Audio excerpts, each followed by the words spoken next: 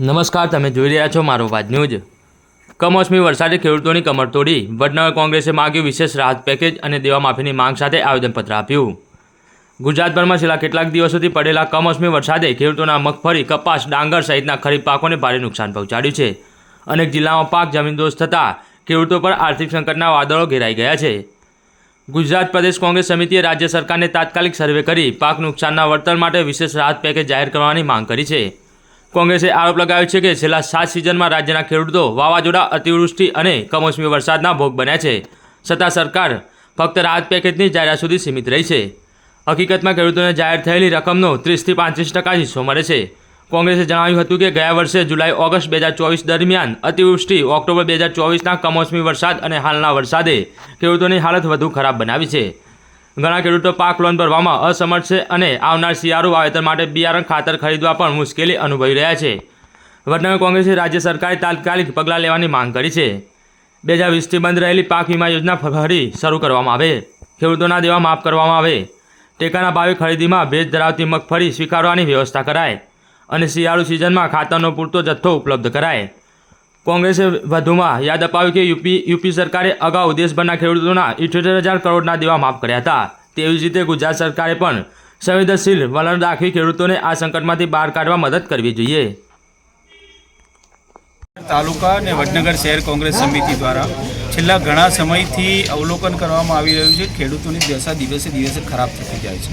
શિયાળુ પાક બગડ્યો, ઉનાળુ પાક બગડ્યો, ચોમાસું બગડ્યો અને હવે ફરી પાછી શિયાળાનો શરૂઆત થઈ ત્યારે પણ સતત કુદરતની આફતની સામે ખેડૂતો પાયમાલ થતા જાય છે, એમનો પાક બરબાદ થતો જાય છે। દિવસે દિવસે ખેડૂતોનું દેવું પણ વધતું જાય છે। ભૂતકાળમાં તમે જોઈ શકો છો, જ્યારે કોંગ્રેસની સરકાર હતી એ જમાનામાં ભારતની જીડીપીમાં ખેડૂતોનો 70% એગ્રીકલ્ચરનો ભાગ આવતો હતો। આજે 18% પણ નથી રહ્યો એગ્રીકલ્ચરનો દેશના વિકાસમાં।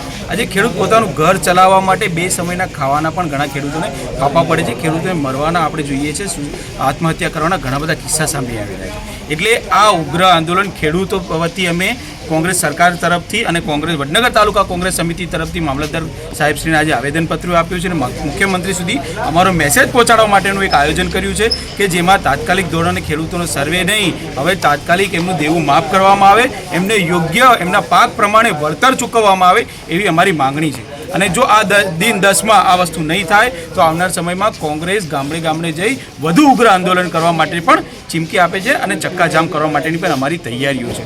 ખેડૂતો માટે અમે અડધી રાત્રે સમગ્ર કોંગ્રેસ પાર્ટી અમારા વડનગર તાલુકા તરફથી અમે તૈયાર છીએ।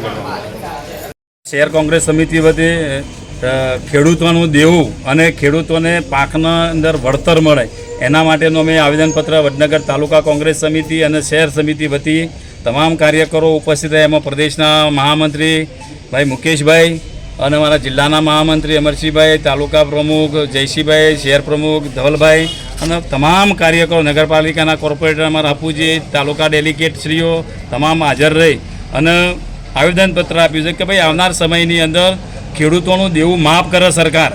કારણ કે જો ઉદ્યોગપતિઓનું લાખો કરોડ રૂપિયા કેન્દ્ર સરકાર માફ કરતી હોય તો ખેડૂતો તો આ દેશના અન્નદાતા છે, એ જગતનો તાજ છે।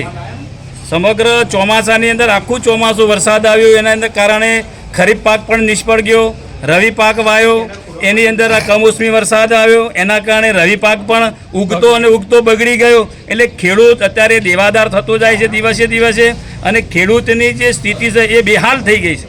એટલે આ સ્થિતિ સરકાર તાત્કાલ સર્વે કરાવે અને ખેડૂતોને પહેલું વળતર આપે અને દેવું માફ કરી દે, ખેડૂતોનું ટોટલી દેવું માફ કરે।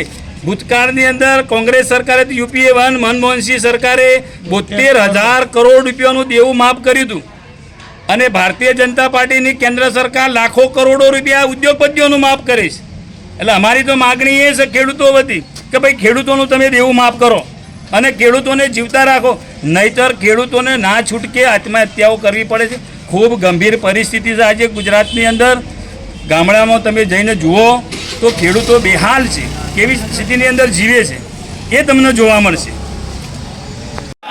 જય જવાન, જય કિસાન, ખેડૂતોનું દેવું માફ કરો, માફ કરો, ખેડૂતોનું દેવું માફ કરો, માફ કરો, ખેડૂતોને પાકનું વળતર આપો, વળતર આપો, ખેડૂતોને પાકનું વળતર આપો, વળતર આપો।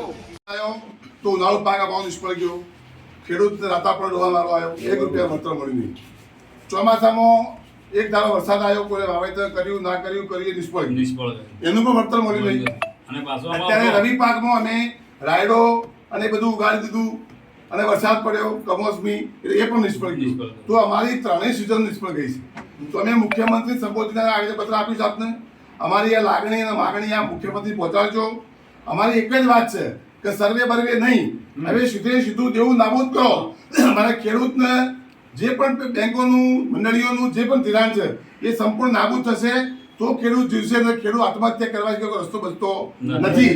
એટલે અમે આ વખતે આગ્રહ પાણીએ છીએ, જો દિન 7મો આ કાર્યક્રમ નહીં થાય, અમારો દેવું માફ નહીં થાય તો અમે ગાંધીજી ત્યાં માર્ગે અહિંસક આંદોલન કરી અને રસ્તા ચક્કા જામ કરીશું. તેની સઘળી જવાબદારી તંત્રની રહેશે.